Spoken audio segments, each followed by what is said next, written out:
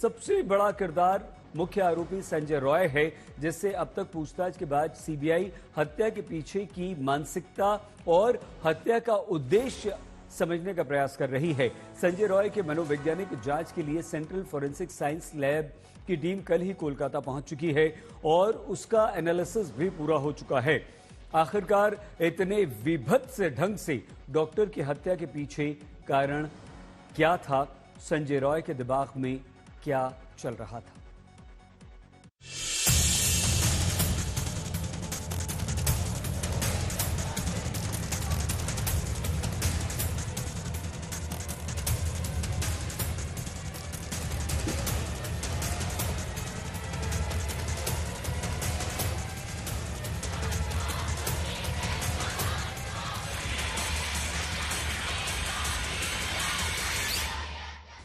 कोलकाता के RG Kar medical college hospital में 9 अगस्त की सुबह जिस वारदात को देख सुनकर पूरी दुनिया की रूह कांप उठी थी, उस वारदात का मुख्य आरोपी संजय राय 2 दिनों के अंदर ही गिरफ्त में आ चुका था।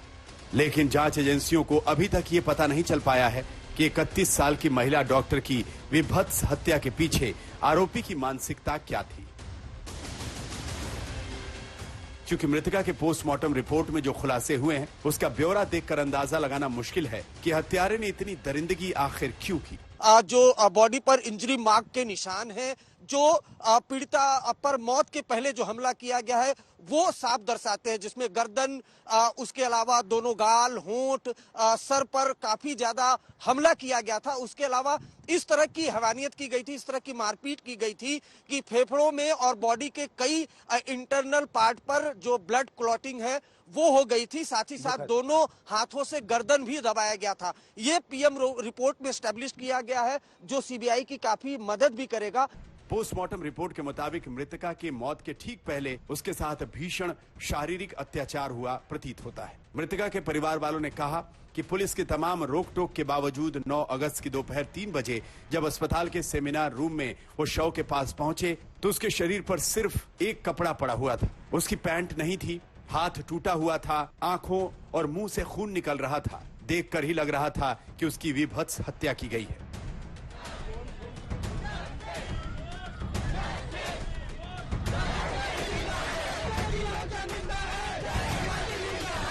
हालांकि पोस्टमार्टम रिपोर्ट में किसी तरह के फ्रैक्चर की बात नहीं है, लेकिन मृतका के शरीर पर कम से कम 14 जगहों पर चोट और जख्मों के निशान मिले।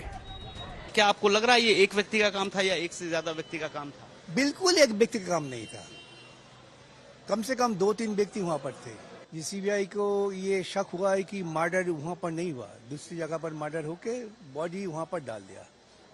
अगर ये है तो ये बहुत गंभीर बात है। तो हमें चाहिए जितना जल्दी हो सीबीआई ठीक ढंग से जांच करे और ठीक नतीजे में पहुंचे। पोस्टमार्टम रिपोर्ट जो डॉक्टरों ने देखी है उनके आधार पर ही हम बात कर रहे हैं। सीबीआई की जांच पर कोई भरोसा है? अब तो 4-5वां दिन हो गया। भरोसा ही करना पड़ेगा।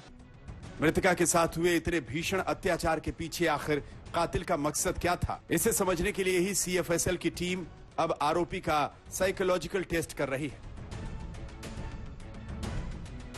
जांच एजेंसियों के लिए फिलहाल बड़ी चुनौती यह है कि अगर हत्याकांड में एक से अधिक आरोपी शामिल हैं, तो फिर उन आरोपियों की शिनाख्त करना और उनके खिलाफ सबूत जमा करना। इसके लिए जांच एजेंसियां तमाम आधुनिक और वैज्ञानिक तौर तरीकों का इस्तेमाल कर रही हैं। ये तस्वीर आप देख सकते हैं कि सीबीआई ऑफिसर के हाथ में जो कैमरा है वो 3D कैमरा है और ये कैमरा को लेकर जो इस हॉस्पिटल की 3rd फ्लोर है जहां पे जो सेमिनार हॉल के अंदर महिला डॉक्टर की हत्या की गई थी, उस सेमिनार हॉल की अंदर जाके वहां का पूरा 3D मैपिंग बनवाई गई और इसके बाद जो हॉस्पिटल के बाहर जो रास्ते हैं इमरजेंसी वार्ड के सामने और हॉस्पिटल आने की जाने की जितने सारे रास्ते हैं सभी रास्तों पर ये 3D मैपिंग की गई। हालांकि सीबीआई ने अभी तक मुख्य आरोपी के अलावा किसी और संदिग्ध को लेकर कोई कदम नहीं उठाया है, लेकिन पूछताछ का दायरा और सिलसिला बढ़ता जा रहा है। आशंका है कि इस मामले में कुछ और आरोपियों की साठगांठ सामने आ सकती है। राजेश साहा और अनुपम मिश्रा के साथ अरविंद ओझा, कोलकाता, आज तक।